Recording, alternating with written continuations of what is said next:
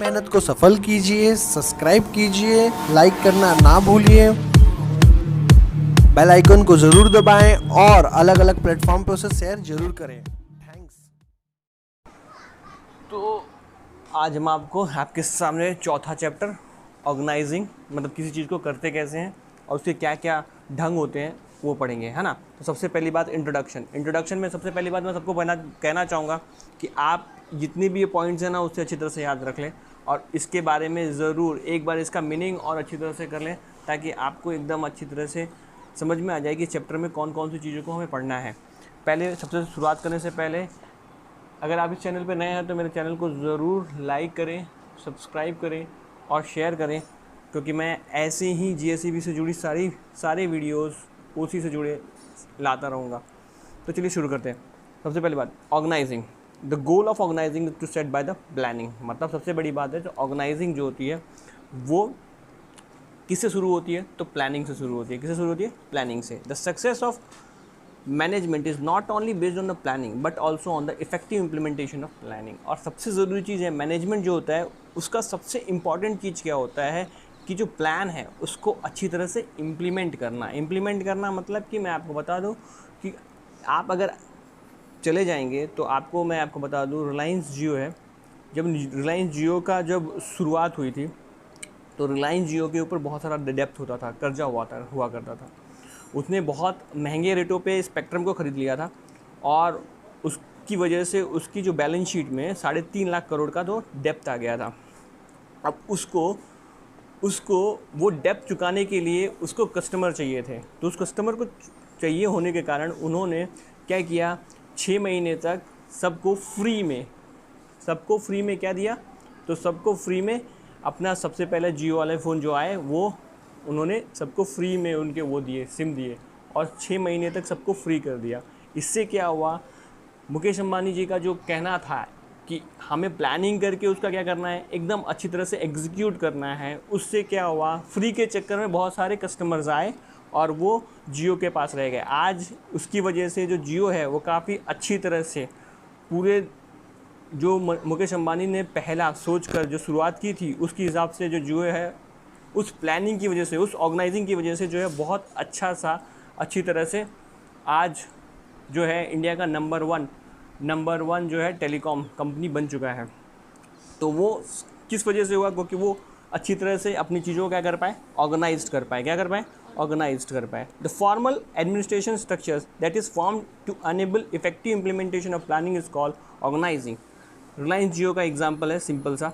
When more than one persons are working together to achieve of a common goal, the effective organization is essential। मतलब बहुत सारे लोग मुकेश अंबानी के नीचे जो लगे रहे और उन्होंने एक ही गोल उनके पास था कि किसी भी तरह से हमारे पास जो है ज़्यादा से ज़्यादा इंडिया में सब्सक्राइबर्स होने चाहिए।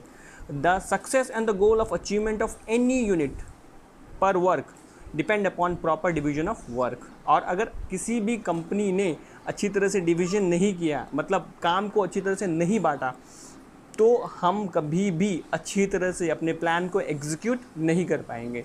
Distribution of authority and responsibility, हमें पूरी तरह से बांट देना चाहिए कि कोई भी दो इंसान झगड़े ना। अथॉरिटीज़ और रिस्पॉन्सिबिलिटी जो है वो हमें बांट के रखना चाहिए। Distribution of authority and responsibility, delegation of an authority among the employ. और जो है हमारे पास हमारे जो बिज़नेस है उसमें क्या होना चाहिए, हमेशा हर चीज़ जो है सबको अच्छी तरह से ऑर्गेनाइज्ड होनी चाहिए। The objective which are determined at the times of formation of an organising process are methodically applied and for the same. Organizing is inevitable. Hence, it is said that planning is the brain of a business enterprise. Coordination is the soul and the organizing is its body. अब यहाँ पे simple सी बात है, ये line जो है आप जितनी भी ऑर्गेनाइजिंग से जुड़े क्वेश्चंस आए उनमें ज़रूर लिख दीजिएगा, जिसमें ये कह रहा है कि hints it is said that planning is the brain of a business. Planning जो है वो दिमाग है किसका, बिजनेस का। एंटरप्राइजेस मतलब जो कंपनियां होती हैं। कोऑर्डिनेशन इज अ सोल, और कोऑर्डिनेशन मतलब एकजुट होकर जो काम करते हैं वो जो है वो आत्मा है बिजनेस की। And organisation is its body, और ऑर्गेनाइजेशन जो है हम किस तरह से काम करेंगे, क्या करेंगे, उसे ऑर्गेनाइज करना, वो हमारी बॉडी है। और ये तीनों मिलकर एक पूरी तरह से जो है एक इंसान की प्रवृत्ति को बताया गया है। तो meaning, in general words, the structures forms in order to enable delegation of authorities and responsibility towards the people actively engage for a common goal is organising. सबका एक ही गोल है। अगर लेट सपोज करो कि आप लोग हैं और अगर आप कभी फर्म का चलाते हैं तो फर्म चलाने का सबसे मेन मकसद होता है प्रॉफिट निकालना। और जब वो प्रॉफिट निकालने जाते हैं तो आप पूरी तरह से आपका, आपके घर वाले का, सबका एक ही एम होता है, क्या करना, प्रॉफिट निकालना। अगर प्रॉफिट निकाल पाएंगे तो आप वो बिज़नेस को देर तक कर पाएंगे, और अगर नहीं निकाल पाएंगे तो आप उस बिज़नेस को, आपको वहाँ से जाना होगा। Definition, as per the Chester I Barnard, the activity conducted by an cooperation of 2 or more people and their coordination is called organizing। यहाँ पे एक चीज़ है, डेफिनेशन ऑफ, हमें डेफिनेशन समझाई गई है किसकी, ऑर्गेनाइजिंग की, जहाँ 2 और 2 से ज़्यादा कोऑर्डिनेशन, जहाँ पे 2 और 2 से ज़्यादा लोग एक चीज़ को पूरा करने के लिए काम करते हैं, उसे हम क्या कहते हैं, organising. As per the Louis Allen के अनुसार, organising is the process of identifying and classifying the work to be a perform, defining and delegation responsibility and authority, and establishing the relationship for the purpose of enabling people to work most efficiently together in that accomplishing objective। और सबके सब जितने भी लोग हैं वो एक साथ मिलकर अथॉरिटी के अंदर इस्टेब्लिश रिलेशंस करें, पर्पस करें, enabling people to work efficiently, और अच्छी तरह से ज़्यादा ज़्यादा अच्छा काम कर सकें। ये मेन प्लानिंग होता है लुइस एलन के अनुसार। इसको ऑर्गेनाइजिंग कहते हैं। क्या कहते हैं, ऑर्गेनाइजिंग। अगर मैं कॉन्सेप्ट बोलूँ, it is inevitable to have efficient organisation for effective administration and management process. अब कोई भी चीज़ में अगर मुझे ऑर्गेनाइजेशन में अच्छी तरह से काम करना है तो वहाँ पर मुझे 2 चीज़ें ज़रूरत चाहिए होगी। एक एडमिनिस्ट्रेशन, वहाँ के जो लोग होंगे उनके पास जो पावर है वो बहुत इफ़ेक्टिव होने चाहिए, और मैनेजमेंट कैसा है, जो मैनेज कर रहे हैं वो कैसे हैं। ये 2 चीज़ों को बहुत ज़रूरी होता है ऑर्गेनाइजिंग में देखना। अगर अच्छा है तो वो कंपनी जो है वो बहुत अच्छी तरह से प्रोग्रेस करेगी। Most of the problem of the management rise due to the ineffective organising in the management. और उसने बोला है कि बहुत सारा जो प्रॉब्लम है वो शुरू होता है तब जब मैनेजमेंट जो है वो इनइफेक्टिव होता है कोई भी चीज़ को पूरा करने में। Hence the business unit could not achieve its goal in the specific time। और इसकी वजह से जो काम होता है वो स्पेसिफिक टाइम पर क्या नहीं होता है, ख़त्म नहीं होता है। If the business unit has capable of effective organizing, then through optimum use of resource, time, energy and money can be saved and the problem in this activity of business can be avoided। और अगर management एकदम अच्छी तरह से effectively काम करता है तो कोई भी चीज़, मैं आपको बता दूं, सबसे ज़रूरी चीज़ है, अगर कोई भी चीज़ टाइम पर ख़त्म नहीं होती है तो उसकी जो कॉस्ट है वो बढ़ जाती है। इसकी वजह से अधिकतर बिजनेस जिसका टाइम पर काम ख़त्म नहीं होता है वो लॉस में चले जाते हैं। ये हर चीज़ में ऐसा ही होता है। तो कॉस्ट इफ़ेक्टिव तभी हो सकता है जब हम कोई भी काम को समय से पहले ख़त्म करें, और उसके लिए मैनेजमेंट की काफ़ी अच्छी ज़रूरत, काफ़ी ज़्यादा स्ट्रांग मैनेजमेंट होना चाहिए। जैसे कि हमारे मुकेश अंबानी, जिन्होंने बहुत दिनों से धमाल मचा रखा है। Organising is the concept basically involve in the group of the people where 2 or more people work together. देखिए यहाँ पे भी हमारे पास डेफिनेशन थी उसकी। The structure of the work accomplished in an effective manner is called organising. फिर से वापस वही डेफिनेशन आपको बोला है, जहाँ पर 2 से ज़्यादा लोग काम करते हैं सिर्फ एक ऑब्जेक्टिव को पूरा करने के लिए, उसे हम क्या कहते हैं, ऑर्गेनाइजिंग। क्या कहते हैं, organising. Hence it is known as an arrangement. और इसे ऑर्गेनाइजिंग को हम क्या कहते हैं, अरेंजमेंट भी कहते हैं। In an organising authority and responsibility are delegated to the group of a people. और इन ऑर्गेनाइजिंग में सबसे इम्पॉर्टेंट चीज़ है, कुछ ताकत कुछ लोगों को दे दी जाती है। To achieve a goal, common objective and interrelationship is established among them. For this, the human body is an excellent example. The functioning of different parts of the human body is different, but till all the parts of the human body is coordinated to the one other. अब यहाँ पे simple सी बात बताया कि जो भी चीज़ है, ये जैसे कि हमारी बॉडी काम करती है, उसके पास कैसा है, सारी बॉडी एक जैसा सारी बॉडी एक होकर काम करती है ना। तो और वही उसी तरह से हम जो है बिज़नेस को भी बांट देते हैं अलग अलग हिस्सों में, और वो एक जैसा काम करती है। बांटने के बाद सब स्मूथनेस से काम होता है, और जो स्मूथ से काम हो जाता है उसमें मैनेजमेंट का बहुत बड़ा हाथ होता है। अगर मैं पहली बात करूं तो सबसे पहला आया है, कौन सा है, 4.1.4 characteristics.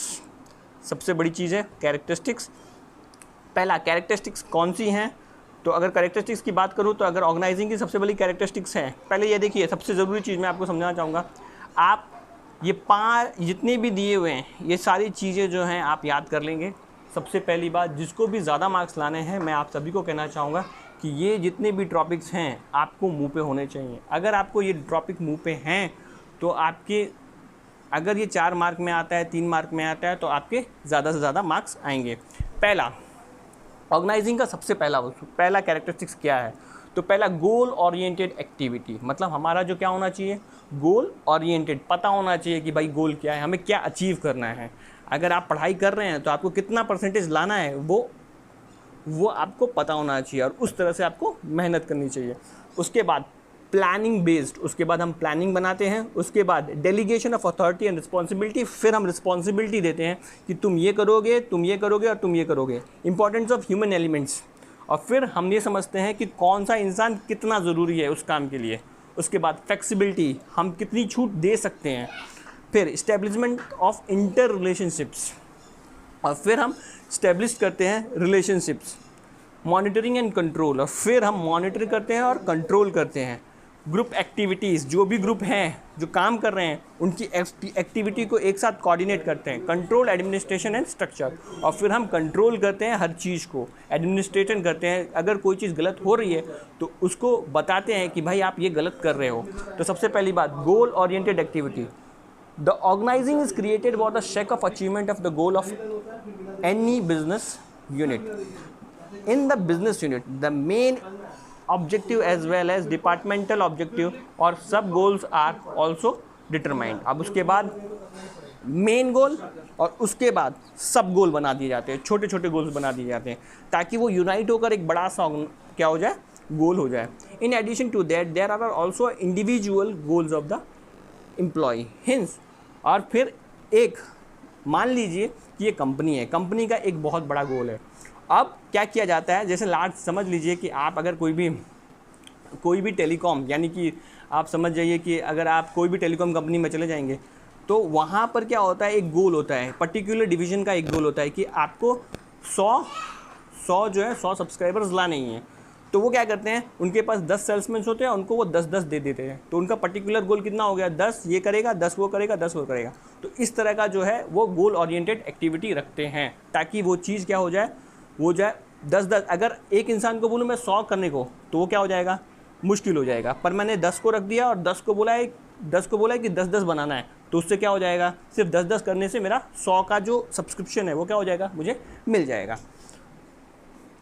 Organisation is a linear structure that coordinate with the goals of a business. Organisation जो है वो बिजनेस के जो है कोऑर्डिनेट करता है goals of the business, determine departmental goals and goals of an employ. Hence it can also be refer as a goal oriented activity. इसकी वजह से इसको हम रेफर करते हैं goal oriented activity. Planning based organisation is made on the basis of planning. Organisation जो है वो क्या होती है, प्लानिंग होती है। जैसे कि आपको बताएं, कुछ ही दिन पहले रिलायंस की AGM हुई थी। अब रिलायंस की AGM होने के बाद जैसे ही मुकेश अंबानी ने जियो मार्ट खोल दिया है, जियो मार्ट के बाद उन्होंने एक नया प्लान बना दिया है। तो अब वो अपने पिछले पुराने गोल्स जो हैं वो क्या पूरी तरह से अचीव कर चुके हैं। तो उन्होंने नया गोल क्या कर दिया है, सामने कर दिया है। जियो ग्लास, अलग अलग तरह के नए चीज़ें उन्होंने शुरू कर दी है। तो बोला है कि organization is made on the basis of planning and objective determined by the planning. Hence there organizing it is necessary to have a proper planning. The structure of any unit is based upon the future implementation of a plan. अब मतलब कि हम future को देखते हैं, कोई भी planning जो होती है वो क्या होती है, फ्यूचर में क्या होगा उसके अनुसार कंपनियां काम करती हैं। क्या करती हैं, कंपनियां काम करती हैं। Hence it is said that the organization is based on the proper planning. The delegation of authorities and responsibility. The people working toward the achievement of an common goal are allotted work as per the capability and their skills. मतलब जो इंसान को जो आता है ना उसको वो चीज़ अलॉट की जाती है। अगर आपको समझिए आप अकाउंट्स में अच्छे हैं तो आपको अकाउंट्स में डाल दिया जाएगा, अगर आप साइंस में अच्छे हैं तो आपको मतलब अगर आप कंप्यूटर्स में अच्छे हैं तो कंप्यूटर्स में आपको डाल दिया जाएगा। ऐसा नहीं होगा कि जिसको कंप्यूटर आता है उसको अकाउंट्स में डाल दिया जाएगा, जो अकाउंट्स में अच्छा है उसे कंप्यूटर में डाल दिया, ऐसा कुछ नहीं करते। जिनको जो स्किल्स है उसको वहीं डाल दिया जाता है। इसलिए बोला गया है कि the delegation of authority and responsibility, the people working towards the achievement of the common goal are allotted work as per that capability and their skills. At the same time such a person is said to be informed about their authority. और ये चीज़ जो है उसको देने के बाद उस इंसान को इन्फॉर्म करना होता है कि भाई आपने मुझे ये काम दिया था, इतना मैंने कर लिया। Hence, organizing is a structure to establish the relationship and authority and responsibility among the people। और ये क्या करता है, जो अथॉरिटीज़ हैं उनको और एम्प्लॉय को जोड़ता है। क्या करता है? जोड़ता है। आपको जैसे मैंने आपको एग्जांपल दिया कि एक टेलीकॉम कंपनी है जिसमें कितने हैं, उनको 100 सब्सक्राइबर चाहिए। कितना चाहिए? 100। उनके पास 10 एम्प्लॉय हैं, तो वो 10 एम्प्लॉय किसको बोलेंगे? जो उनका हेड है ना, उनको वो बताएंगे कि हाँ आज हमने कितना किया, तो आज हमने 2 सब्सक्राइबर लाए। तो उनको क्या करेंगे? उनको बताना होता है। तो वही बोला the delegation of authority and responsibility. Hence, organizing is the structure of establishing relationship and authority and responsibility among the people। और ये जो है वो उसका वो है इम्पॉर्टेंस ऑफ ह्यूमन एलिमेंट्स। अब यहाँ पर सबसे बड़ी चीज़ है कि जो इंसान है वो ऑर्गेनाइजिंग जो हम कर रहे हैं उसमें किस तरह से रोल निभाते हैं। तो यहाँ बोल रहा है in organising human being are at the centre. यानी यहाँ पर सारा काम कौन कर रहा है? ह्यूमन बीइंग कर रहा है। The success of an organization is dependent on the people who are working. लोग कैसे काम कर रहे हैं उस पर डिपेंड करता है। Hence for effective organization structural effective human relations establishment is necessary. और इसकी वजह से क्या है, हमारा जो रिलेशंस होने चाहिए ह्यूमंस के बीच में वो कैसे होने चाहिए? इफेक्टिव, एकदम अच्छे होने चाहिए। अगर हारमोनी है किस में? लोगों के बीच में, जो आपके नीचे काम कर रहे हैं, तो ऑटोमेटिकली जो आपके बच्चे लोग, आपके जो साथ के लोग हैं, वो जो काम करेंगे आपके नीचे, वो क्या करेंगे? बहुत अच्छा करेंगे। और अगर हारमोनी नहीं है, हर थोड़े दिन में टीम में डिस्प्यूट होता है, तो ऑब्वियस है कि वहाँ जो है अच्छी तरह से काम नहीं होगा। Flexibility, when one the organization is formed, there is a chance for change in the same. Suitable change can be made according to the changing circumstance or situation। और जैसे ही फ्लेक्सिबिलिटी होनी चाहिए। अगर मान लीजिए कि अगर आप किसी वजह से, जैसे कोरोना काल में कोई कंपनी जो थी वो क्या कर पाई? अच्छी तरह से काम नहीं कर पाई, तो उनका सारा प्रेशर जो है वो इस समय में अभी उनको करना पड़ा होगा, क्योंकि इनके जो है वो ईयरली टारगेट्स होते हैं और ये ईयरली टारगेट्स होंगे वो क्या होंगे? मिस हो जाएंगे। तो इसकी वजह से ये कंपनियां जो हैं वो क्या कर रही होंगी? अभी भी क्या कर रही होंगी? अभी भी ज़्यादा से ज़्यादा वर्क करवा रही होंगी। क्यों करवा रही होंगी? क्योंकि इनके ईयरली टारगेट्स क्या हो जाएंगे? मिस हो जाएंगे। इसकी वजह से, क्योंकि इन्होंने क्या किया है? इन्होंने पेमेंट तो दी है। तो इसी चीज़ को बोलते हैं फ्लेक्सिबिलिटी रखनी ज़रूरी होती है। तो changing in circumstances of a situation, the change और variations can be made when there is a major change in the business environment. जैसे बिजनेस इन्वायरमेंट चेंज हुआ कोरोना की वजह से, सब चीज़ें बंद, टेक्नोलॉजी एडवांसमेंट और a new discovery. Establishment of interrelationship, the organising established inter relationship among work. अब क्या बोल रहा है कि इंटर रिलेशनशिप कहाँ होना चाहिए? मतलब कि लोग जो होने चाहिए वो क्या होने चाहिए? बहुत हारमोनियस होने चाहिए, मतलब एकदम अच्छे होने चाहिए। इसमें किसी से भी क्या होने चाहिए? वो नहीं होना चाहिए, अच्छा लगना चाहिए वहाँ पर। तो देखो क्या बोला, organising established inter relationship among work positions और divisions. It gives clarification about the relationship of one work with the other work and one division with the other division, है ना। ये सब क्या होना चाहिए? अच्छी तरह से इनका काम स्मूथ हो। इसकी वजह से ऐसा नहीं होना चाहिए कि दोनों के बीच में क्या हो? मनमुटाव होगा तो क्या होगा? स्मूथनेस नहीं आएगी। किस में नहीं आएगी? बिजनेस में, ऑर्गेनाइजिंग करने में। मॉनिटरिंग एंड कंट्रोल, सबसे बड़ी बात है ये, सबसे चीज़ इंपॉर्टेंट चीज़ है। क्यों? क्योंकि हमको मॉनिटरिंग करनी पड़ेगी बार बार, ताकि वो लोग क्या करें? अच्छी तरह से स्मूथली क्या करें? काम करें। Monitoring, control and coordination are the basic requirement of the organization, whether the employee is performing this task as per the power and responsibility assigned to him or not. मतलब क्या है, कोई भी कार्य अगर आपको दिया है तो क्या आप अच्छी तरह से कर रहे हो कि नहीं कर रहे हो. अगर कर रहे हो तो ठीक, नहीं कर रहे हो तो जो एडमिनिस्ट्रेशन होता है वो आपसे पूछता है कि भाई क्या परेशानी है आपको. For such matter, provisions of a monitoring and controls are found in organizing. और ये चीज़ पाई जाती है organizing. Group activity. तो group activity में in an organization, many people work together for an accomplishment of an common goal. The organizing provide effective structure of them so that the group activity can be conducted properly. Control administration structure. Organizing is a particular kind of a controlling administration structure. Control administration मतलब कि administration जो है वो क्या होना चाहिए, पूरी तरह से अच्छी तरह से कंट्रोल करना चाहिए. In any business unit rules and controls are required in order to define relationship. The same is for by organising. Step और the process of organising. Organising के लिए क्या क्या करना ज़रूरी है. The process of organising is a scientific process. ये क्या है, scientific. According to the Peter F Drucker, यहाँ थे नहीं, पीटर ऑफ डकलर नहीं थे यहाँ पे. The lack of proper formation of organizing can not sustain for a long term. अगर मतलब क्या बोल रहा है कि अगर हमारा कोई भी चीज़ अच्छी तरह से ऑर्गेनाइज नहीं है तो वो कंपनी ज़्यादा दिन तक क्या नहीं हो सकती, चल सकती. Hints the unit is slowly destroyed. क्या होगा, अब भी डिस्ट्रॉय नहीं होगा पर वो क्या होगा, स्लोली धीमे धीमे खत्म हो जाएगा. It is through ensuring proper step of formation of organizing that is a functional relationship established in a proper manner which should be done properly. समझ में, which should be done properly. अब यहाँ पे आया. अब देखो यहाँ पे देखो, सिंपल सी बात है, steps of the process of organizing. अब ये जो चीज़ है इसमें फिर से मैं बोलूँगा आप सबको कि ये जो पॉइंट्स दिए हुए हैं साथ उससे आप एकदम अच्छी तरह से देखिए. क्लैरिफिकेशन ऑफ ऑब्जेक्टिव, हमारे पास पूरी तरह से क्लैरिफिकेशन होना चाहिए कि क्या हमें करना है. फिर लिस्ट ऑफ फंक्शन, हमें क्या क्या करना है वो फंक्शन हमें पता होना. Department of function, department function का डिपार्टमेंट क्या होना चाहिए.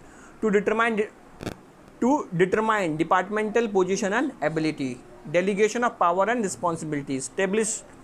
Establishment of an inter relationship. To prepare organizational chart.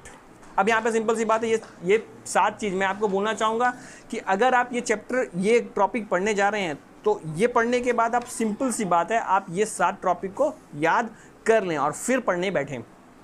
तो हम यहाँ पे शुरू करते हैं.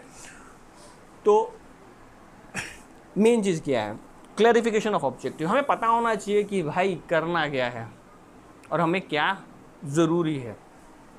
Before formation of an organizational structure, it is necessary to have a clear definition and goal and its proper understanding. The main and the sub goals should be and properly interpreted. मतलब कि हमें clear पता होना चाहिए कि हमें करना क्या है. और बड़ा गोल तो है ही, मतलब अगर मुझे 10 लाख सब्सक्राइबर तक पहुंचना है तो मुझे पता होना चाहिए कि अगर मुझे बोला गया है कि 10 लाख सब्सक्राइबर मेरे होने चाहिए तो मुझे पता होना चाहिए कि एक दिन में मेरे कितने सब्सक्राइबर होने चाहिए. अगर एक दिन में मुझे पता है कि इतने सब्सक्राइबर होने चाहिए तो ऑटोमेटिकली अगर मैं उसको एग्जीक्यूट करवा पाता हूँ किससे, अपने वर्करों से, तो ऑटोमेटिकली वो 10 लाख भी सब्सक्राइबर होंगे. तो उसने बोला कि सब गोल्स होने चाहिए, छोटे छोटे गोल्स होने चाहिए. Should be properly interpreted on the basis of which organization is form. Hence the establishment of a proper goals and with proper clarity is the first steps towards the proper organizing. List of the function. After having a clear defined goal with the help of an organizational structure, the list of work to be done is prepared. पहले वो सब होने के बाद हमारे पास list of N function को हमारे को क्या है, डिफाइन कर लेना है कि ये इसके बाद ये होना चाहिए, इसके बाद ये होना चाहिए, उसके बाद ये होना चाहिए. At the time of preparation such a list it is ensure that not a single task is left और इट इज़ रिपीटेड. और ऐसा नहीं होना चाहिए कि वो चीज़ हम बार बार करते रहें. And a special case is taken from that is same. और ये चीज़ कभी भी बार बार नहीं होना चाहिए. Hence the list of the function should be prepare on the basis of proper consideration and the final distribution should be done. Departmental of the function, departmentation of the function, मतलब function का department होना चाहिए. Account का एक अलग department होना चाहिए, purchase का अलग डिपार्टमेंट होना चाहिए, सेल्स का अलग डिपार्टमेंट होना चाहिए. ये सब का जो होना चाहिए डिपार्टमेंट कैसा होना चाहिए, अलग अलग होना चाहिए. Once when the list of the function is prepared, जब हमने पता कर दिया कि भाई ऐसा ऐसा होना चाहिए, the work area similar in the nature are classified and similar function are placed together. और जो भी एक जैसे हैं ना उनको सॉर्ट करके एक जगह रख देने का। Then the division of work is done accordingly, और उसके बाद डिवीजन ऑफ वर्क होगा वो कैसे होगा, उसके हिसाब से होगा। मतलब जितनी भी चीज़ें एक जैसी है ना उनको एक साथ सॉर्ट कर देने का। Work is divided as per the purchase area, sales area, account area, extra, जो मैंने अभी बताया वो। And that work division and specialization is planned, और उसके बाद स्पेशलाइजेशन प्लान किया जाता है। The division is planned according to the nature of unit.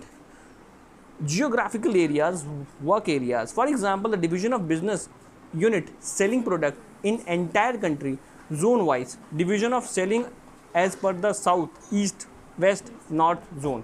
In the same way, work based distribution as per the advertising task, packing task, distribution task, extra in the sales department is also considered at the time of the division of work. अब यहाँ पे simple सी बात बोल रहा है कि अगर मैं एक इंडिया में काम कर रहा हूँ, है ना, इंडिया में काम कर रहा हूँ, तो मुझे अगर मेरी कंपनी है तो मेरी कंपनी में परचेस एरिया अलग होना चाहिए, सेल्स एरिया अलग होना चाहिए और अकाउंट का एरिया अलग होना चाहिए। और मैं अगर इंडिया में काम कर रहा हूँ तो इंडिया एक वास्ट कंट्री है और इंडिया के अंदर कुछ स्टेट्स हैं और उस कुछ स्टेट्स में उसके जोन बना देते हैं वो लोग। क्या बना देते हैं? जोन। और जोन में क्या होता है?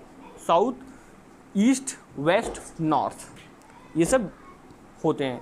इसमें बांट देते हैं, उस जोनल में बांट देते हैं और एम्प्लॉय इसके अंदर काम करते हैं और उसके अंदर भी फिर वो डिवीजन बनाते हैं। उसमें वो लिखते हैं advertising task, packing task, distribution task in a sales department is considered as the times of division of work to determine departmental position and ability. One, when the work is departmentalised properly, the task to have a proper person to handle the responsibility are created as per position and ability are planned accordingly. For example, sales officer for sales department, sales officer from sales department.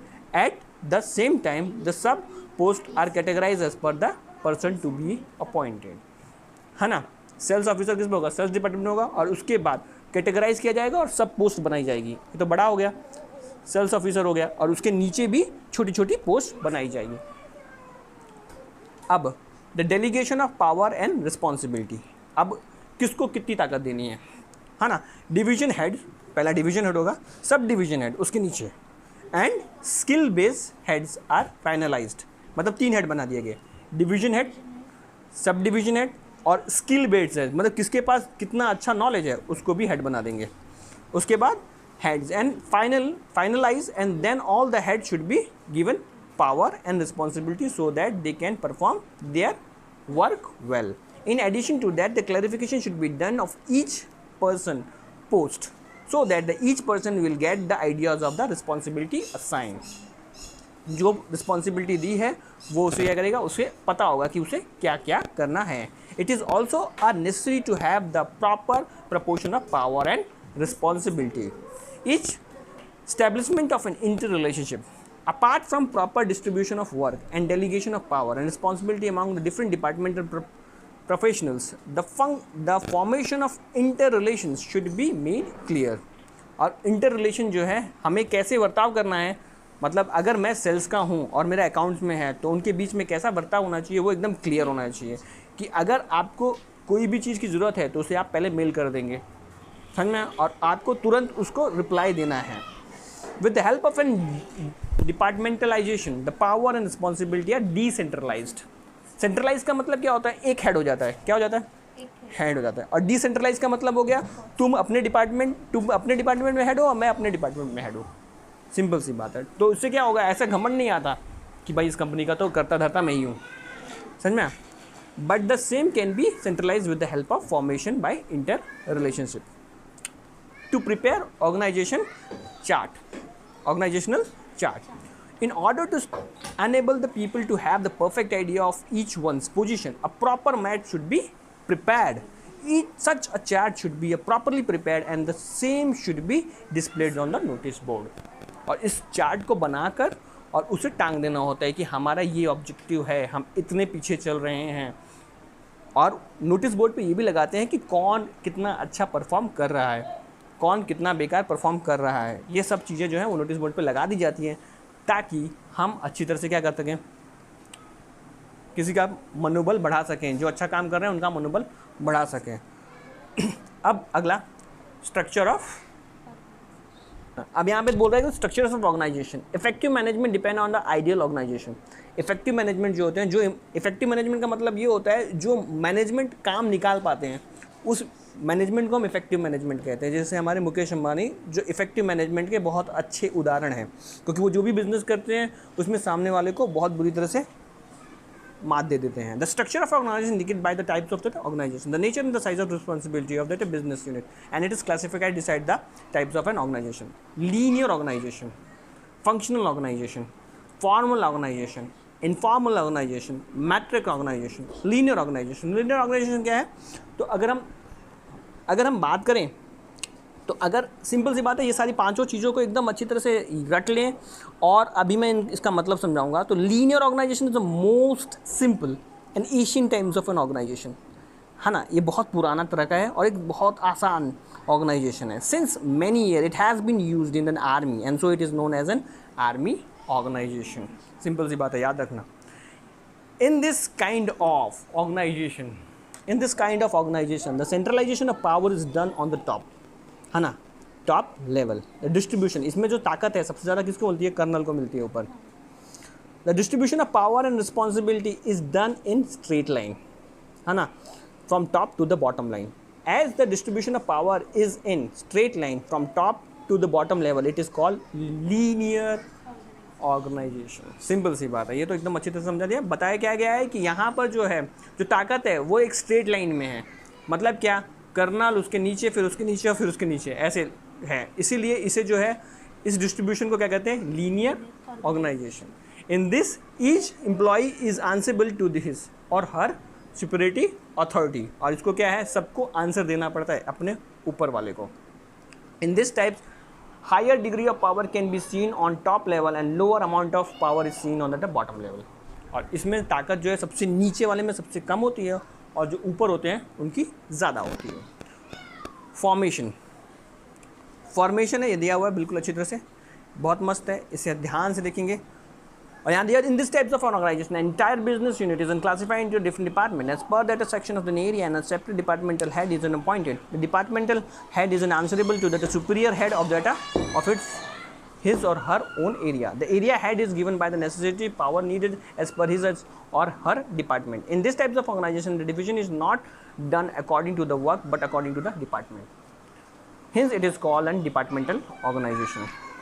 The linear organization structures can be best seen with the help of this following chart. अब यहाँ पे देखें, simple सी बात है, मैं इतनी जल्दी इसलिए पढ़ गया क्योंकि मैं आपको ये समझा सकूँ, इसमें ज़्यादा समय लगा सकूँ, इसलिए मैं आपको ये समझा रहा हूँ। तो इसमें सबसे बड़ी बात यह है, यहाँ पे देखिए, यहाँ पे लीनियर ऑर्गेनाइजेशन और बोर्ड ऑफ डायरेक्टर्स हैं। सबसे पहले आता है जनरल मैनेजर, GM, जिसे कहते हैं GM।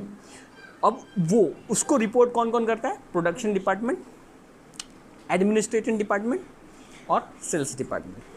प्रोडक्शन, जो फैक्ट्री में काम हो रहा है उसका प्रोडक्शन देखने का जो होता है वो ये देखते हैं। एडमिनिस्ट्रेशन, ये पूरी चीज़ को, नीचे की पूरी चीज़ को देखने का जो वो होता है वो इनके हाथ में होता है। और सेल्स डिपार्टमेंट, ये जो प्रोडक्शन किया उसको सेल्स करने का काम किसका होता है ना। अब प्रोडक्शन डिपार्टमेंट में दो चीज़ें आती हैं, एक आता है परचेस ऑफिसर और दूसरा आता है प्रोडक्शन ऑफिसर। परचेस ऑफिसर मतलब वो ऑफिसर जो रॉ मटेरियल को खरीदेगा, उससे प्रोडक्ट बनेगा, समझे। और क्लर्क आता है, क्या आता है? क्लर्क आता है। और प्रोडक्शन ऑफिसर में क्या होगा? Production officer, supervisor, foreman, worker. Production में ही ये सब होते हैं, इसमें नहीं होते, इसमें सिर्फ क्लर्क होते हैं। एडमिनिस्ट्रेशन डिपार्टमेंट में क्या होगा? एडमिनिस्ट्रेशन ऑफिसर होगा, अकाउंट ऑफिसर होगा, क्लर्क्स होंगे सिर्फ। और यहाँ पे क्या होगा? सेल्स डिपार्टमेंट में क्या होगा? सेल्स ऑफिसर होगा और सेल्समैन होंगे। और एडवर्टाइजमेंट ऑफिसर में क्या होगा? एम्प्लॉय होगा। सिंपल सी बात है, ये चीज़ एकदम अच्छी तरह से याद कर लीजिएगा और इसे बना के कीजिएगा। और कैसे करना भी तो कैसे? GM लिख लीजिएगा, PD लिख लीजिएगा, AD लिख लीजिएगा, SD लिख दिएगा। उसके बाद PC, PSFW, AC, AC, SS और AE, ऐसे करके याद कर लीजिएगा फटाफट, ताकि आपको फटाफट याद हो जाए। अब यहाँ पे द लीनियर ऑर्गेनाइजेशन, यार देखिए सिंपल सा लीनियर है। लीनियर का क्या मतलब है? सीधा सीधा। कौन? ये यहाँ से जाएगा यहाँ, ये इसको करेगा क्या, ये इसको बताएगा, ये इसको बताएगा, ये इसको बताएगा, ये इसको बताएगा, ये इसको बताएगा और ये इसको बताएगा। कोई भी प्रॉब्लम हुई तो आया समझ, तो इसलिए इसको लीनियर कहा गया है। क्या कहा गया, linear. In linear organization the greatest power is seen on with the board of director. They take policy based decision. The general manager is an assign necessary power for them.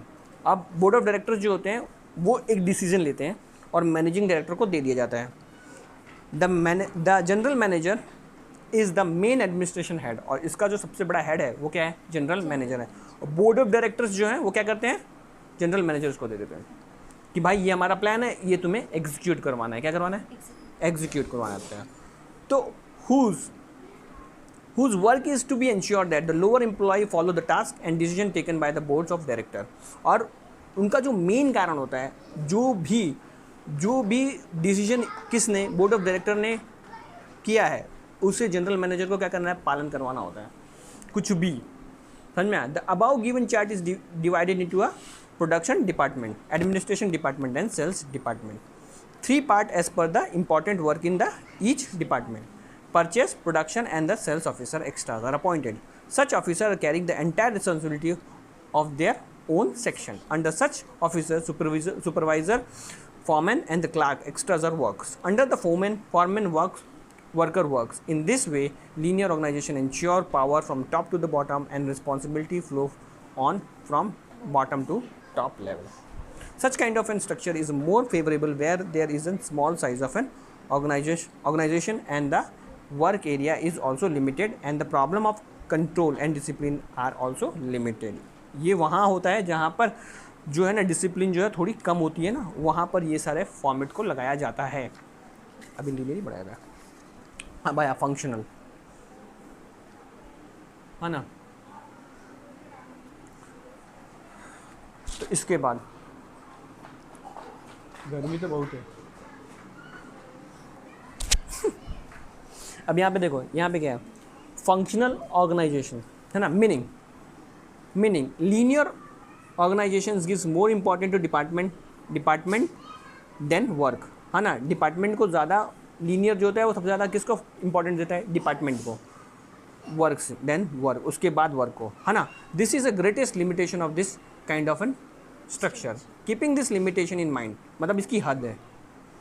The work-based organization come into existence. Linear organization has a lack of specialized work, as the stress is more on department and less on the function.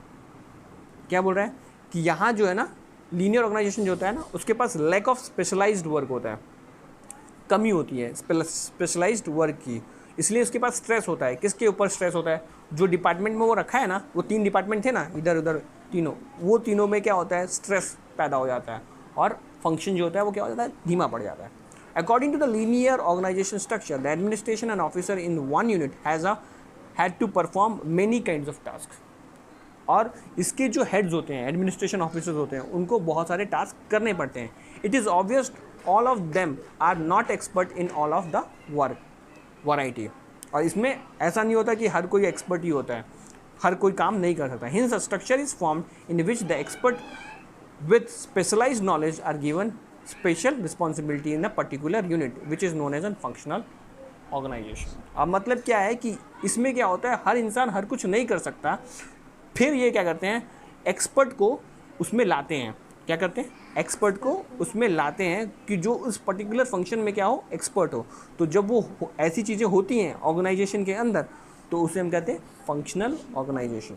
For example, personal officer will look after the recruitment, transfer, promotion, extras of that particular unit। मतलब बोल रहा है कि personal officer जो होता है ना, किसी भी बिजनेस का में जो पर्सनल ऑफिसर होता है वो ये सब देखता है, और इसे यही चीज़ आती है। क्या करता है वो, रिक्रूटमेंट मतलब क्या होता है, नहीं आता, नौकरी देना। क्या देना, ट्रांसफ़र, मतलब कहीं भी किसी भी दूसरी जगह मेरे कंपनी को काम मिला है और उसे ट्रांसफ़र करना है, तो वो ये काम कौन करता है, पर्सनल ऑफिसर्स कहते हैं। प्रमोशन, भाई ये इंसान बहुत अच्छा काम कर रहा है और बहुत सालों से हमारे पास है, तो उसे प्रमोशन देने का काम भी किसका है, पर्सनल ऑफिसर का है। तो ये क्या हो गया, पर्टिकुलरली क्या हो गया, एक्सपर्ट हो गया, और वो किस में आ गया, फंक्शनल ऑर्गेनाइजेशन में। उसके बाद आ गया फॉर्मेशन, है ना, formation functional organization give special importance to work distribution and specialization. यहाँ वर्क डिस्ट्रीब्यूशन तो करता ही है, पहले भी किया था, है ना, पर यहाँ स्पेशलाइजेशन पर वर्क डिस्ट्रीब्यूशन है। भाई अगर तुम्हें अच्छा सा समझो वेबसाइट बनाना आता है तो तुम वेबसाइट बनाओगे, समझ में। तुम्हें अच्छी तरह से एडिटिंग करनी आती है तो तुम एडिटिंग करोगे, समझ में। अगर तुम अच्छी तरह से अकाउंट देख सकते हो तो तुम्हें अकाउंट, तो ये जो काम करता है वो कौन करता है, तो वो किस में होता है, तो वो होता है functional organization. In this structure, the distribution of work is not done according to the departmental, but according to the nature of the work. For each kind of work, different experts are appointed. और हर काम के लिए यहाँ पर experts को रखा जाता है. Such experts are not only advisor, they also administrative head who are fully responsible for the task assigned to them. For example, the purchase officer is fully responsible for all types of purchase related work. The idea of the structures can be best obtained with the help of the following figures. अब ये रहा, अब इसमें कैसा है, पूरी तरह से फंक्शनल ऑर्गेनाइजेशन। अब मुझे कल क्या करना है, तुम्हें बताना है, तुम्हें ये और ये पूरी अच्छी तरह से मुझे ड्रा करके बताना है, समझ में। अब यहाँ पे देखो, यहाँ पे क्या है, फंक्शनल ऑर्गेनाइजेशन क्या है, चीफ ऑफिसर।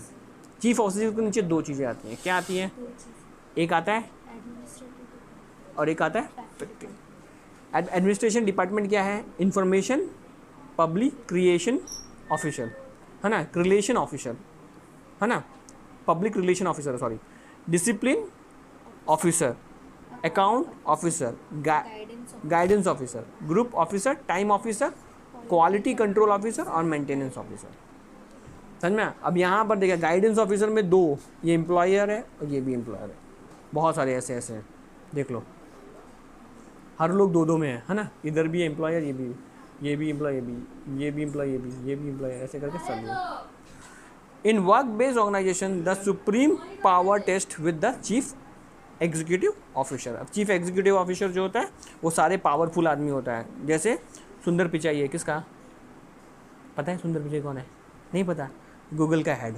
कौन, गूगल का हेड जो है वो सुंदर पिचाई है, और वही जो है अल्फ़ाबेट का हेड है। किसका, अल्फ़ाबेट कौन है, बोलो, अल्फ़ाबेट नहीं पता। अल्फ़ाबेट जो है वो गूगल की पेरेंट कंपनी है, पेरेंट कंपनी मतलब उसके अंदर आती है गूगल, है ना, और उसके अंदर ही यूट्यूब भी आता है, समझ में। तो CEO जो होता है ना वो ये रहा, और उसके नीचे ये सब डिपार्टमेंट आता है। In work based organization the supreme power rest with the chief executive officer. As per the chart given above, the unit can be divided into two parts. Each unit has its own list of activity and work, and in the same way, it's assigned to a different officers. According to this, each officer can give order to the employee under his to perform the task. और इसमें जो है order दे सकता है ताकि वो task complete करे। In this types of organization, it should be considered that not a single work remain assigned, and at the same time not a single work is assigned twice। मतलब वो क्या बोल रहा है कि भाई अगर कोई भी चीज़ इसमें जाएगा, इस फंक्शन में जाएगा, फंक्शनल ऑर्गेनाइजेशन में जाएगा, तो एक काम को तुरंत दूसरे को दे दिया जाए, और ऐसा ना हो कि एक ही इंसान उसी काम को दो बार कर रहा हो, समझ में। एक को एक ही काम देना है, हमें क्या देना, एक ही काम देना है, तो इसका मेन फंक्शन यही होता है। तो क्या बोला है, in this types of organization it should be and consider that not a single work remain assigned, and at a same time not a single work is assigned twice. Organizations unit in which there is a more variety to be seen in work, this kind of structure is more favorable। ये जो है more favorable है। Formal organization 4.3 point meaning। अब यहाँ पर हम आते हैं, in order to achieve this predefined goal। predefined goal का मतलब क्या हुआ, हाँ पहले से ही पता है कि भाई ये है, मतलब अपने को मार्क्स लाना है, तुम्हारी मम्मी को बोला गया है कि 80% लाना है हमें, तो वो हमारा प्री डिफाइंड गोल है, क्या है ना। The formal structure of a relationship among person and work is established which is known as an formal organization. Linear organization, functional organization are type of informal organization. In this types of organization, the necessary power are given to enable the person to perform certain kinds of responsibility। उसमें responsibility लेनी पड़ती है, क्या कि भाई हाँ मैं ये काम करूँगा, in which matters related to delegations of authority between superior officers are clarified. Superior officer है ना, उनको क्लेरिफाई किया जाता है कि भाई हाँ, कि भाई मैं ये काम करूँगा, मैं ये काम करूँगा, उसे क्लेरिफाई करना पड़ता है। अब यहाँ पर आ गया इसका वो, हाँ, तो अब फिर से मैं आपको बताना चाहूँगा कि फॉर्मल ऑर्गेनाइजेशन में मीनिंग है, इसके बाद इसके कैरेक्टरिस्टिक्स हैं जो हमें ध्यान से पढ़ लेने हैं, और इसका अगर आप बोलेंगे तो मैं आपको इसका टेस्ट भी डाल दूँगा। तो देखिए, सबसे पहली बात, इसकी कैरेक्टरिस्टिक क्या क्या हैं। तो formal structure, lacking flexibility, delegations of power from upper to the lower level, large size, फिर पर्टिकुलर रिलेशंस, कम्युनिकेशंस। अब क्या है, the administration from this formal structure very curiously to achieve the desire goal. सबसे पहला M यही होता है कि हमें पास क्या होना चाहिए, गोल डिज़ायर्ड होने चाहिए। जो हमने सोचा है, 80% सोचा है, तो वो हमारा डिज़ायर गोल है, और वो क्या होना चाहिए, अचीव होना चाहिए। क्या होना चाहिए, अचीव होना चाहिए। लैकिंग फ्लेक्सिबिलिटी, लैकिंग फ्लेक्सिबिलिटी का मतलब क्या है, अगर हम फ्लेक्सिबल नहीं हो पाए, क्या नहीं हो पाए, फ्लेक्सिबल नहीं हो पाए, in this kind of a structure the place assign to the employee are non changeable और नॉन अल्टरेबल, है ना, बदल नहीं सकते और अल्टर नहीं कर सकते, ऊपर नीचे नहीं कर सकते। फिर seldom can there be change once the position is assign, है ना, जब तक हमने असाइन कर दिया उससे पहले हम चेंज कर सकते हैं, उसके बाद नहीं चेंज कर सकते। फिर delegations of a power and from upper to the lower level. The delegation of power is done by superior officer and the flows from upper level to the lower level. यहाँ पे जो है upper level से lower level तक। Large size, ये जो है, ये जो स्ट्रक्चर होता है, वो स्ट्रक्चर कौन से किस में होता है, फॉर्मल ऑर्गेनाइजेशन किस में होता है, जो कंपनियाँ बहुत बड़ी होती हैं उनमें ये स्ट्रक्चर पाया जाता है, समझना। The organization structures compress of large size, और इसका जो ऑर्गेनाइजेशन होता है वो बहुत बड़ा होता है। Particular relations, due to the methodological plan formal structure the relations among the employees are particularly formed. Communication, communication is done only through a formal education, हमें इसको थोड़ा एजुकेट करना पड़ता है। This informal communication has no place over here, और यहाँ पर हमें उन्हें फॉर्मल एजुकेशन देना ही पड़ेगा। यहाँ पे इनफॉर्मल आप कम्युनिकेट नहीं कर सकते, मतलब कि आपको ईमेल से, ईमेल टाइपिंग करके, लेटर, एप्लीकेशंस लिख कर ही आपको क्या करना है, लोगों से कम्युनिकेट करना है, ताकि उसका रिकॉर्ड रहे। क्या रहे, informal organization meaning, informal organization is a formation of internal relationship formed on its own in order to provide contribution to some result achievement formed without any formal planning। और ये जो है इनफॉर्मल ऑर्गेनाइजेशन का मतलब हुआ, उसमें planning नहीं होती है, कुछ भी हो रहा है, कुछ भी चल रहा है। The relations are developed among the people working inevitable together, और ये लोग सब एक दूसरे के साथ काम कर रहे हैं, कुछ भी हो जा रहा है, कुछ भी चल रहा है। Such relationship developed and flourish on informal grounds, such relationship are not formally founded, Hence, no formal or proper chart can be prepared for the same। इसका चार्ट वार्ट कुछ नहीं है, ऐसे जो भी है वो चल रहा है। It can be considered as a shadow of formal structure of organization। It can be considered a subordinate structure to a formal one। अब यहाँ पे characteristics, informal structure, this types of structure is informal, it developed from inter relationship, और ये जो है किसमें, inter relationship में जाता है। This kind of structure is generally form when the employ working together work for a commonly defined goal. Commonly employ जो है वो क्या कर रहा है, कॉमनली डिफाइंड गोल के लिए क्या कर रहा है, काम कर रहा हो, based on the human relations. This kind of structure is based on the human relations. One similar kind of feeling, interest, value, hobby, habit and belief play a role and that informal structures is form. Due to this the structures come into existence. Informal way जो है इससे developed होता है। Hobbies से, कोई भी business अगर hobby, interest और इस पे जनरेट होगा ना, तो वो इनफॉर्मल होगा। क्या होगा, इनफॉर्मल होगा।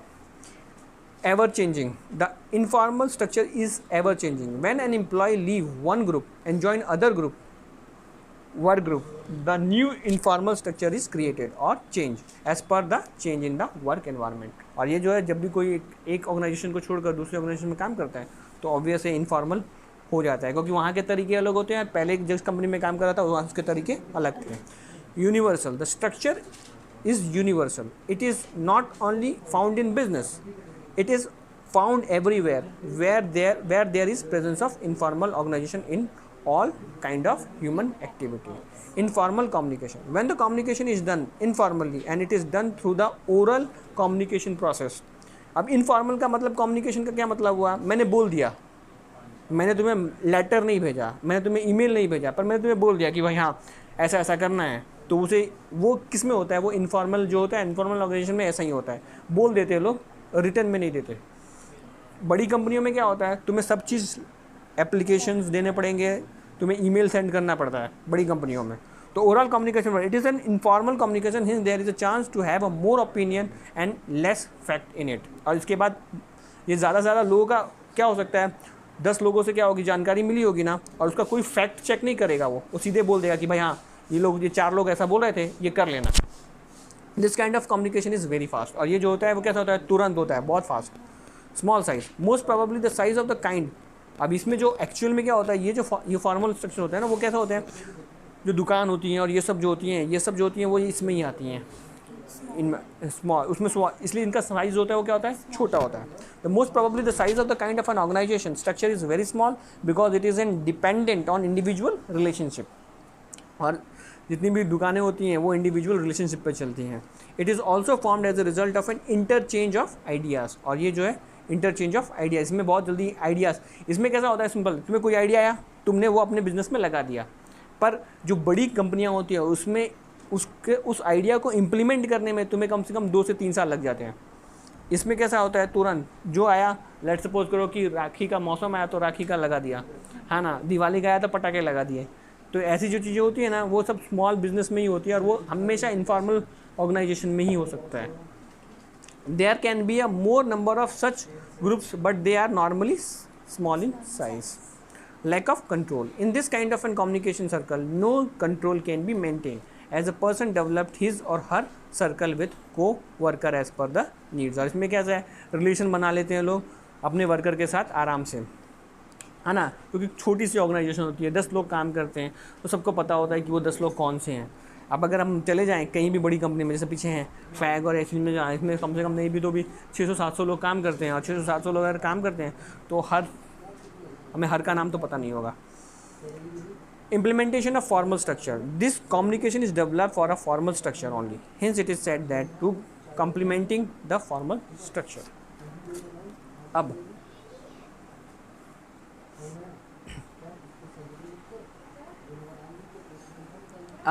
in order the modern formal communication structure is used widely, this enable industrial talk and discipline and industrial disputes are lessened. और इसमें क्या होता है? Industrial talk, discipline and industrial disputes, इसमें क्या होती है? डिस्प्यूट्स होती रहती हैं, मतलब क्या है? भेदभाव होता है। Hints the structure is called, hints this structure is more popular. और ये जो स्ट्रक्चर होता है वो क्या होता है? बहुत ज़्यादा पॉपुलर है। Matrix organization, meaning matrix organization is a modern kind of organization. ये अभी के ज़माने में जो चल रही है वो ऑर्गेनाइजेशन है which has 2 different types of structures. इसमें 2 तरह के स्ट्रक्चर्स हैं। One of its simple kind of a structure which forms the part of a decision making, and the second one is a technical problem solution based which is called project structure.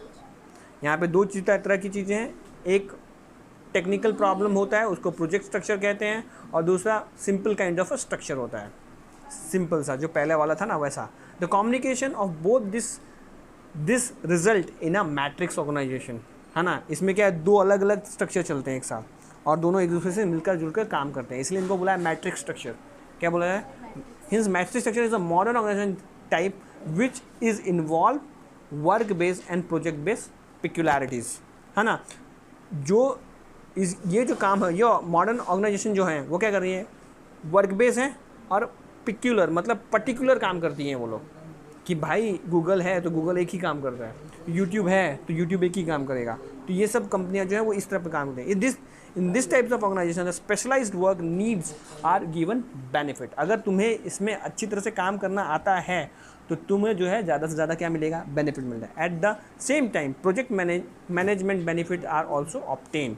It is a multi phased structure, और इसका जो structure होगा वो क्या होगा, multi phase होगा। क्योंकि अगर मैं जाऊँ तो अल्फ़ाबेट है, अल्फ़ाबेट एक कंपनी है, उसके नीचे जो है गूगल आता है, गूगल के उसके नीचे उसके पास में यूट्यूब आता है, गूगल आता है, फिर डीप माइंड आते हैं, ऐसे बहुत सारी चीज़ें जो है वो आती हैं। तो ये सब चीज़ें आती हैं वो उसके अंदर है। एआई का खुद का वो सिस्टम आता है उसका। तो ये अलग अलग एक मैट्रिक्स है, पूरा जाल बिछा हुआ। मैट्रिक्स का क्या मतलब होता है, जाल, और ये पूरी तरह से जाल है। Design in matrix organization we find a combination of work based and project based organization. In this type of organization each project manager is given different types of work responsibility. अलग अलग को प्रोजेक्ट मैनेजर अलग अलग होगा, YouTube का अलग project manager होगा, Google का अलग होगा, और सबका अलग होगा। As many project manager are appointed as per the number of projects. The responsibility of that a project manager is to successfully complete the project assign to him. He is also responsible to the complete it on time. और क्या है, जैसे YouTube है तो YouTube का जो भी है उसके नीचे वो अलग अलग डिवीजन में क्या करेगा, प्रोजेक्ट मैनेजर रख देगा और उनको असाइन कर देगा कि भाई ये काम करके मुझे देना है आपको, समझ में। This kind from different staff members are obtain from a different work area. Such kind of selection experts are divide into of different groups. For example computer experts, research experts, manufacture and creation special expert, technical experts extra. इनके जो हैं वो इस सब में इन लोग आजकल में मैट्रिक्स जो होता है वो इन सब में बांट जाता है। This kind of experts are obtain from a different works group. Once when the work is done they are sent to their respective works area to which they belong. अब फिर जैसे ही कंप्लीट हो जाता है उसको वहाँ भेज दिया जाता है जहाँ पर उसे होना चाहिए। The matrix organization structures can be drawn in the following manner, और ये रहा इसका following manner. Production, general manager है ना, ये रहा देखो कैसा जाल है, जाल देखो कैसा है, ऐसा है, और यहाँ से ये प्रोजेक्शन, और ये मैनेजर है, ये मैनेजर है, ये मैनेजर, प्रोजेक्ट 1, प्रोजेक्ट 2, प्रोजेक्ट 3, और वहाँ पर लिख दिया जाएगा। तो कितना डिफ़िकल्ट है, इसलिए इसको बोलते हैं मैट्रिक्स। मैक्सट्रिक लिखा है, ये तो स्पेलिंग भी गलत है। क्या है, from the above diagram it is clear that matrix organization the flow of authority is double fold. यहाँ फ्लोज ऑफ अथॉरिटी जो है वो क्या हो गए, डबल फोल्ड हो गए। मतलब जितने पहले अथॉरिटीज़ होते थे, इसमें जो अथॉरिटीज़ हैं वो क्या हो गए, बहुत ज़्यादा हो गए। यहाँ पे देखो कितने हैं, 1 2 3 4, और यहाँ भी मैनेजर्स और प्रोजेक्ट मैनेजर और ये सब भी अलग से आ गए। For example the general manager for an upper level passes on that a project heads to the lower level is in linear manner. It is also mentioned here that all the project head function independently. अरे सारे जो है वो क्या है, अलग अलग project manager जो है वो अलग अलग इंडिपेंडेंटली काम करते हैं, इनके अंदर नहीं है वो। पहले क्या होता था, कोई भी सिस्टम में क्या होता था, इनके नीचे जाते थे लोग। ये जो प्रोजेक्ट मैनेजर है वो खुद के ही बॉस हैं, समझ में। They obtain expert need by them from different work groups or area. This types of organization is favorable which it is necessary to combine technology with function. और ये क्या है, टेक्नोलॉजी को फंक्शन से मिलाते हैं।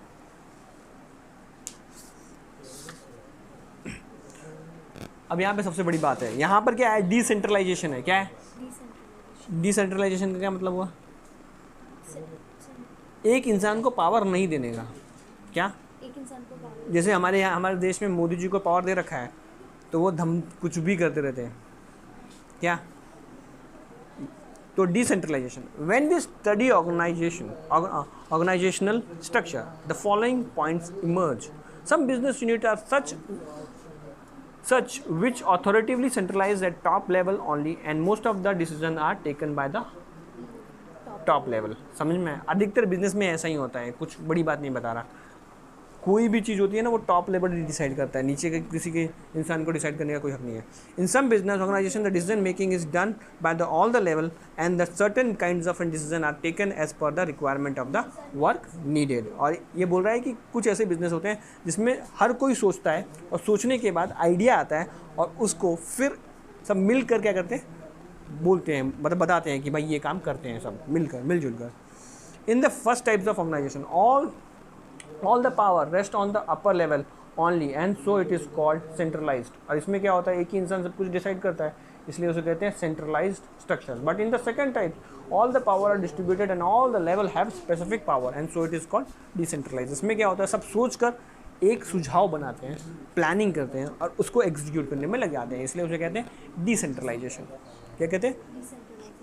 Concept. The thoughts and the decentralization is very important for the viewpoints of authority and responsibility.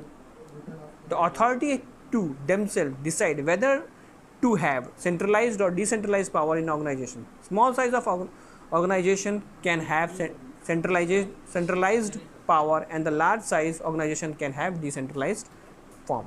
अब अगर स्मॉल कैप में क्या होता है, सेंट्रलाइज होता है, एक मालिक होता है, उसकी दुकान होती है और वो क्या करता है, अपने 4 लोगों के ऊपर क्या देता है, बोलता है ये करना है, ये करना है, ये करना है, हाँ कौन बात, वो यही चीज़ करता है.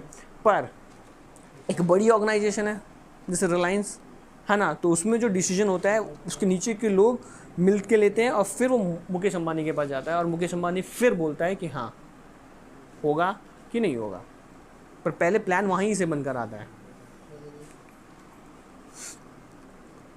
कहाँ थे हम लोग, कहाँ थे यहाँ मीनिंग. हाँ, the delegation of a power from upper to the lower level is an orderly manner. It is known as a decentralization of power. Definition: Henry Fayol है ना, according to the Henry Fayol. According to the Henry Fayol, to assign power to the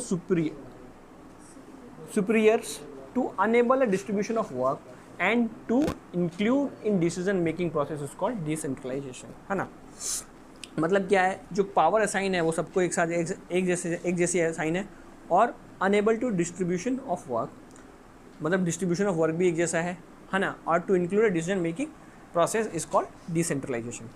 in this way the allotment and decision making authority to the sphere of the people who need to take decision is called decentralization of.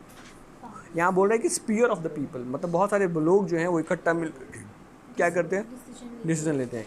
It does not mean that all the power are given by the upper level administration to the lower level of, but most of the power are given. It is called decentralization of power. ऐसा नहीं है कि upper level के लोग जो हैं वो क्या करते हैं, उन्होंने पूरा पावर दे दिया, नहीं, वो बोलते हैं भाई तुम भी सोच लो कि हमें क्या करना है. 50%. हाँ, ऐसा बोल सकते हैं, 50% नहीं बोल सकते, पर उनका भी विचार लिया जाता है, विचार लिया जाता है. करना तो वो बड़े आदमी को ही है, क्या समझ में. कभी भी कोई भी कंपनी चलती है ना, तो उसका जो मालिक होता है ना, उसके विचार से ही चलती है. वो तो सिर्फ सुझाव मांग रहा है ताकि वो बोल सके कि भाई बड़ा दिल वाला इंसान था. समझ में. यहाँ पे आ गया क्या important, the success of management depend upon proper distribution of authority and responsibility. In centralisation of power the hierarchy non scientifically taken decision, non-cooperation, lack of specialized and more workload extras can be seen. Hence the idea of decentralization is becoming popular in the modern time in the business unit. Decentralization of power is seen in majority of the cases. अधिकतर के business में जो है वो क्या हो रहा है, डिसेंट्रलाइजेशन हो रहा है. किसका हो रहा है, तो बिजनेस का हो रहा है. क्यों? क्योंकि लोग जब भी कोई ऐसा होता है कि मैं हूँ और मैं बोलूँ कि आजकल के बच्चे कैसे हैं, अगर तुम्हारी मम्मी बोले कि तुम्हें पढ़ना है तो तुम क्या बोलोगी, नहीं, सही है ना, नहीं करोगी ना. फिर तुम क्या बोलोगी, फिर तुम्हारी मम्मी से तुम कोई भी क्या हो जाएगा, ट्रैक बदल देगा. तो वो क्या है, डिसेंट्रलाइजेशन हो गया. क्या अभी क्या है, तुम्हारी मम्मी सेंट्रलाइज्ड है, तुम्हें बोलती है करने को, तुम करती हो, है ना. फिर कुछ बच्चे कैसे होते हैं, कुछ बच्चे ऐसे होते हैं कि काम नहीं करते हैं, काम करना ही बंद कर देते हैं. हमने क्यों, फेड अप हो जाते हैं मम्मी पापा से, क्या कि भाई जब देखो पढ़ ही करता है. तो वो चीज़ जो है वो चीज़ ख़राब होती है। इसीलिए आजकल के ज़माने में आजकल के जो बच्चे हैं वो ऐसे हैं, इसकी वजह से आजकल के ज़माने में ज़्यादा से ज़्यादा लोग जो है वो डिसेंट्रलाइज्ड बिजनेस ही करते हैं, सबसे पूछते हैं और फिर क्या करते हैं, नेक्स्ट स्टेप लेते हैं, है ना। तो quick decision in the decentralization, the person who has to take the decision in that work or actively is involved completely and has to the power to take the decision and hence the decision are taken quickly and effectively। बहुत तेज़ी से और बहुत अच्छी तरह से उसे क्या कर लिया जाता है। Less work load on the top level, और कम से कम लोड होता है किसके ऊपर, टॉप लेवल पे। The top level in the level where most of the policy matter related decision are taken with the help of decentralization of the power, the decision taking authorities given a middle or a lower level, hence the उसे क्या करते हैं, middle level और lower level पर रखा जाता है, upper level में नहीं रखा जाता। The work loaded on the upper level is reduce, और इसकी वजह से वो मिडल और लोअर लेवल से वो लोग पूछते हैं कि भाई हमें क्या करना चाहिए, और उनको नीचे वो मिडल और लोअर लेवल से लेते हैं और वो अपर लेवल के ऊपर जो सोचने का होता है कि भाई कैसे करें क्या करें, वो क्या हो जाता है, वर्कलोड जो होता है वो क्या हो जाता है, कम हो जाता है। Increasing in motivation due to decentralization, employee get motivated and their self confidence increase. इसकी वजह से अगर उनका मालिक सुनता है उनकी, तो उनका जो मोटिवेशन होता है वो क्या होता है, बढ़ जाता है। They are given importance on the middle और the lower level and hence when they see their decision making successfully their confidence boost.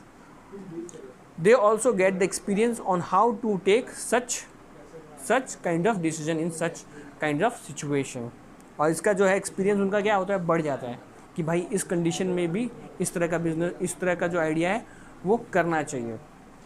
Increasing in management ability in decentralisation, the middle और the lower level employees takes decision as per their power and they are given independent for the same, है ना, उनको आज़ादी दे रखते हैं। Management और इनमें छोटे लेवल में कोई भी क्या होता है, फ़र्क नहीं होता, उनकी जो ताकत होती है दोनों की क्या होती है, सेम होती है। Hints they become efficient leader, ताकि वो उसको ताकत इसलिए देते हैं ताकि तुम आगे जाकर कंपनी में कुछ बड़ी हो जाओ, ताकि तुम सोच सकती हो, तुम्हारे में अगर अच्छी स्किल्स हैं, तुम पढ़े लिखे हो, अच्छे हो, तो तुम्हें क्या करते हैं, ऊपर प्रमोट कर सकें, इसलिए तुम्हें वो फ्रीडम दी जाती है। They develop skills to work in a coordinated manner, they develop able administrative skills and they learn to administrator control. और उसके बाद क्या है, जैसे जैसे तुम्हारे में वो ग्रोन अप आते हो, तो आप एक्सपीरियंस होते चले जाते हो, तो आप में वो एडमिनिस्ट्रेशन कैसे चीज़ों को संभालते हैं वो सब भी क्या हो जाती है, आ जाती है। आप पहले आपको क्या करना पड़ता है, पहले आपको सोचना होता है और फिर बताना होता है कि ऐसे ऐसा करना चाहिए, और फिर आपको क्या करना होता है, एडमिनिस्ट्रेशन को संभालना सीखना होता है कि भाई काम कैसे होता है। तो वो चीज़ जो होती है वो किस में होती है, वो इसमें होती है। Skills and their learns to administration control. Hence the employee take decision in a different circumstance and they increase their ability. और जैसे ही वो डिसीजन लेता है वो उसको अच्छी तरह से अपनी एबिलिटी को क्या करता है, बढ़ाता है, मैनेजमेंट स्किल्स बढ़ाने लगता है। In this way the future manager emerge, और इसकी वजह से वो जो फ्यूचर मैनेजर है वो क्या होता है, डेवलप्ड होता है। क्या अगर यही कंपनी क्या करती है, रोक देती तो क्या होता, उसको एक नया फ्यूचर वो मैनेजर नहीं मिलता। Effective control, the manager of all the levels have enough power and so they can exercise control on the level in which the employ commits mistake. They can take transparently action which become easy for them and hence the effective control is meant. और फिर जैसे ही वो चीज़ employ जो है वो decision लिया है और वो मिस्टेक होती है, तो वो क्या करता है, उसको डिसिप्लिनरी एक्शन लेता है ताकि उसके ऊपर कोई ना कोई चार्ज लगा दे या कुछ भी कर दे, ताकि उसको उस चीज़ को वापस ठीक कर सके, और विच become easy for them and hence the effective control is maintain. और इसकी वजह से कंट्रोल जो होता है वो मेंटेन रहता है।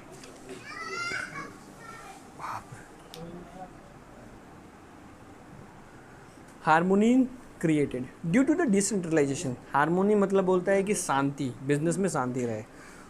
All the level employees are including in the decision making and process, they are also given a due importance. All the level of officer and employee that is the decision makers and the follower, सब जो है वो क्या है, decision makers हैं और follow करने वाले हैं।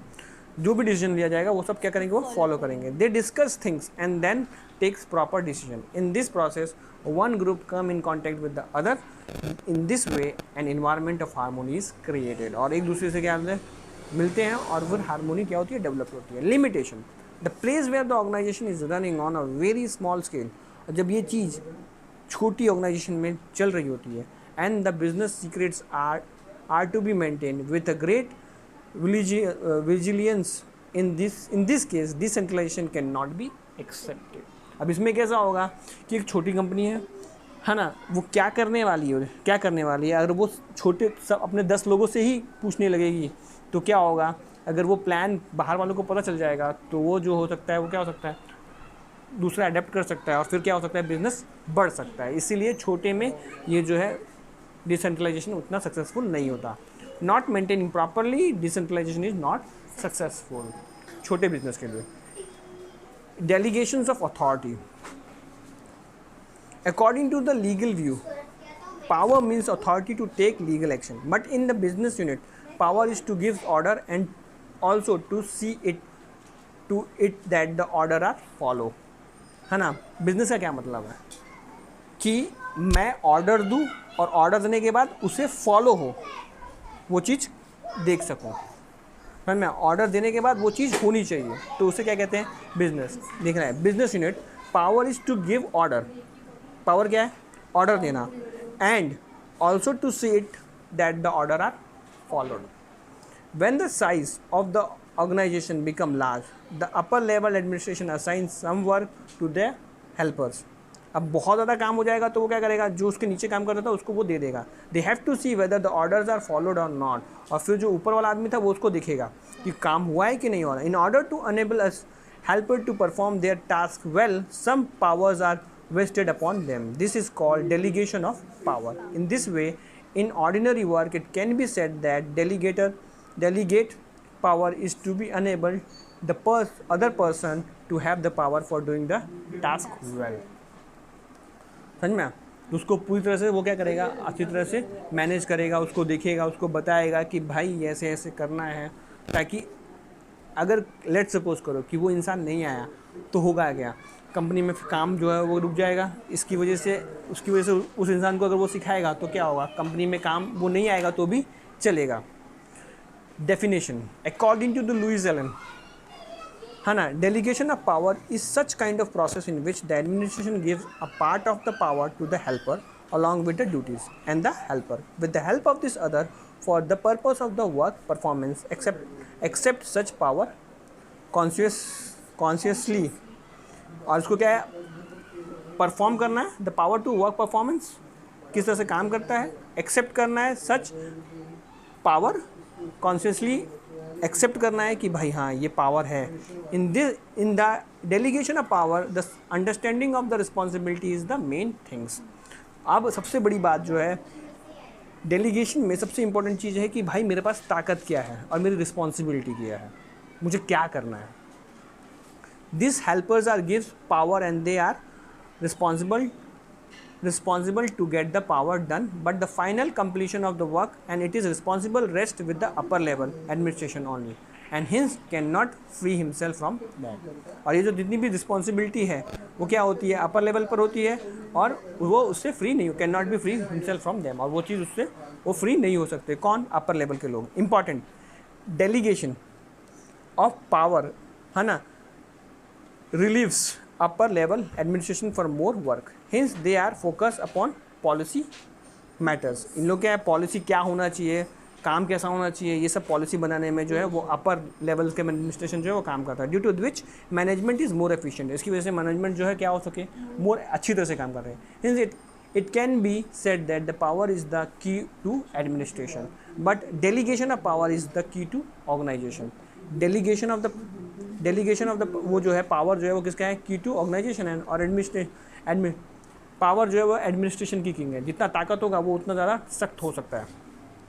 Work efficient management, due to delegation of power the officer working on the higher level have less burden of work and the routine work are hence distributed, resulting in the focus on important area. All at the same time they can meet the objective due to which the business unit gets work efficient management. मतलब क्या है कि वो जो objective set किए हैं उस पर काम करना है और एफिशिएंट मतलब अच्छी तरह से जो ऑब्जेक्टिव सेट किए हैं वो हमारे हो जाने चाहिए, मतलब जहाँ पहुँचना है वहाँ पहुँच जाना चाहिए आराम से, है ना। Development of employ. अब क्या होता है कि हमारा जो एम्प्लॉय है उसकी भी जो नॉलेज होनी चाहिए वो क्या होनी चाहिए, डेवलप होनी चाहिए। तो different employ working in organization get an opportunity to work and take decision due to the decentralization of power, है ना। डिसेंट्रलाइजेशन ऑफ पावर क्यों की जाती है, ताकि हर कोई क्या कर सके, डिसीजन ले सके और सीख सके। अगर तुमने कोई डिसीजन लिया और उसे सीखा तो वो क्या है, ऑर्गेनाइजेशन के लिए अच्छा है। Due to which their confident is improve, they can have a better decision making capacity and take logical decision due to the constant needs of taking decision. और इसके बाद क्या है, जब वो गलत होंगे ना तो फिर लॉजिक लगाएंगे कि भाई अगली बार मैं इस वजह से गलत था, अब मैं ऐसा करूँगा, तो क्या है फिर वो अगली बार से गलत नहीं होंगे। इसीलिए डिसेंट्रलाइज कर दिया जाता है। Motivation, due to the delegation of power employ has to a chance to develop their ability. Delegation of power, employ जो होता है उसको चांस होता है अपनी एबिलिटी को बढ़ाने के लिए। Due to which they also gain psychological benefit, है ना। विच when the higher administration delegates the power and enable decentralize of the to the helper, such helper not only get the work accomplished but at the same time get boost of self confidence due to the work such work accomplished। मतलब क्या बोल रहा है कि अगर एक इंसान है उसके नीचे उसका हेल्पर है ना, वो इंसान काम करता है और वो हेल्पर उसको देखता है ना, उसको देखता है। अब एक समय ऐसा आया कि जो इंसान उसके ऊपर है वो बोलता है हेल्पर को काम कर लेने को, तो वो हेल्पर काम करके देखता है तो उसको क्या लगता है कि हाँ भाई मैं भी काम कर सकता हूँ, और उसको उसका मोराल जो होता है वो क्या हो जाता है, बढ़ जाता है और वो मोटिवेटेड हो जाता है। क्या हो जाता है, मोटिवेशन हो जाता है, मोटिवेटेड हो जाता है। Kind of motivation is obtain, benefited of specialization in a single unit. It is possible that all the employees may not have ability in all the field of area. पता ही है कि हर इंसान हर चीज़ नहीं कर सकता। It is obvious that such ability is not possessed by all, but due to decentralization of power different peoples are assigned different kinds of work and hence the benefited of specialized skills of such people is obtained in the matter of their abilities, skills and varieties of excellence। मतलब क्या बोल रहा है कि हम इसमें क्या करते हैं कि हम जो स्पेशलाइज्ड है उसको स्पेशलाइज्ड काम देते हैं और इसकी वजह से वो दिन पे दिन जो है अपनी स्किल्स में क्या होते हैं, आगे चले जाते हैं। Such peoples are obtain a matter of their skills, और उनको जो काम मिलता है वो अपनी एबिलिटी पे मिलता है, स्किल्स पे मिलता है, और वैराइटीज़ ऑफ एक्सीलेंस, वो किस चीज़ में बहुत अच्छे हैं उसके हिसाब से उन्हें हम क्या करते हैं, काम देते हैं। Coordination, due to this delegation of an relationship of helper and upper officers are developed, the middle and the lower level employee get the chance to take their decision independently। आज़ाद होते हैं कौन से, मिडल और lower level के लोग, जो अपना decision ले सकते हैं। In this way their opinion are respected and they are able to develop interpersonal relationship in that organization. और वो क्या सकते हैं, अच्छी तरह से उस ऑर्गेनाइजेशन में अच्छी तरह से काम कर सकें और वो अपना समझते हैं, पर्सनल रिलेशनशिप डेवलप करते हैं। दिस अनेबल गुड कोऑर्डिनेशन, और उसके बीच में जो मैनेजमेंट होता है और जो नीचे के लोग होते हैं वो अच्छी तरह से क्या करते हैं, कोऑर्डिनेट करके काम करते हैं। उसे बताने की ज़रूरत नहीं होती कि क्या करना है, वो खुद ब खुद करना शुरू कर देता है। क्यों? क्योंकि वो अपने आप उसको अपना समझते हैं। किसको? उस कंपनी को। Scope for expansion, due to the delegation of power the upper level officer are free to focus on new ideas for the expansion of the business. As में एक्सपेंशन ऑफ बिजनेस के लिए वो नए ideas को क्या कर सकते हैं, सोचते हैं, अपर लेवल वाले। अब इन्होंने क्या किया, नीचे वालों को क्या कर दिया, जो अंदर का काम है ना वो कर सकें, इसलिए उनको छूट दे दी, जो करना है वो करो। क्या जो करना है वो करना है, जो चीज़ें चल रही हैं उसमें अच्छा करने का काम इन लोगों को दे दिया। पर अब कोई चीज़ नहीं करनी है तो वो चीज़ कौन करता है, हाँ वो अपर लेवल वाले ही करेंगे। कि भाई मुझे लेट्स सपोज कोई कंपनी थी, जियो ही ले लो, जियो थी। अब जियो को अगर मेरे को दूसरा काम करना है तो मुकेश अंबानी ही सोचेगा कि भाई मुझे दूसरा काम करना है, समझ में? वो अपर लेवल वाले ही सोचेंगे कि हाँ ये मुझे नया चीज़ करना है, तो वो नया चीज़ वही करेंगे। पर अब ये जो जियो स्थापित हो गया है ना, वो उसके अब उसको संभालने का काम कौन से है? अंदर के लोगों का ही है। अब वो अंदर के लोगों का काम वही करना है, नया काम सिर्फ ऊपर के मैनेजमेंट का काम है। इसीलिए वो लोग क्या है, इससे क्या है, इनको फ़ायदा है क्या, अंदर की जो जितनी भी चीज़ें हैं ना वो अंदर के लोग संभालेंगे। अब नया सोच क्या है, अपर लेवल वाला समझेंगे, इनका काम छूट जाता है, पीछा छूट जाता है। Scope of expansion due to the delegation of power, the upper level officers are free to focus on new ideas for the expansion of the business. This enable long life to the organization and is in doing business, और is of doing business मतलब कि करने का, business करने का जो तरीका होता है, स्कोप जो है वो क्या हो जाता है, बढ़ जाता है, अच्छा हो जाता है। Element of delegation of authority according to Louis Allen, है ना, delegation of authority means assign of responsibility and power to the sub coordinates by creating accountability for effective performance. According to him, the following elements are included in the delegation of authority: entrustment of responsibility, conferment of authorities, creations of accountability. ये चीज़ें याद कर लेना।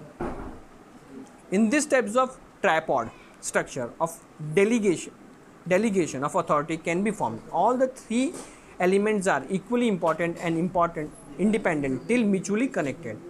और ये सब एक दूसरे से मिले जुले हुए हैं। And effective organization structures can be formed by balancing them, और ये सबको बैलेंस कर देंगे ना तो एकदम अच्छी तरह से एक ऑर्गेनाइजेशन क्रिएट हो जाएगी।